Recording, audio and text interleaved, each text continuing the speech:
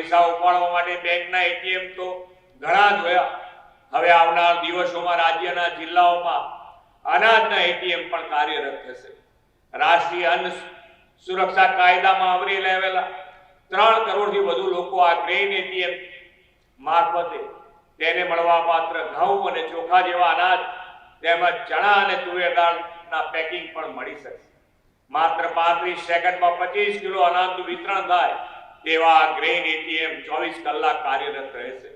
આના પરિણામે શ્રમિકો, મજૂર, કારીગર વર્ગ કામકાજના સમય પછી રાત્રે પણ પોતાના હકનું મળવાપાત્ર અનાજ મેળવી શકશે. જાહેર વિતરણ વ્યવસ્થાની આ ટેકનોલોજી યુક્ત નવતર પહેલો છેવાડાના માનવીનું સશક્તિકરણ કરશે.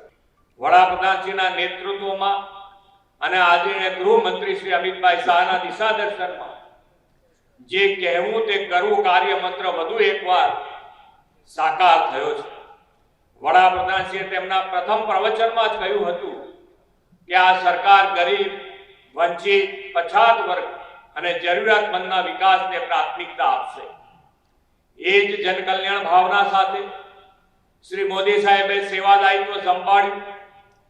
ગરીબ, અન્નદાતા, યુવા અને મહિલા શક્તિ જ્ઞાનના મુખ્ય પિલર પર વિકસિત ભારતના નિર્માણનો પાયો રચ્યો છે.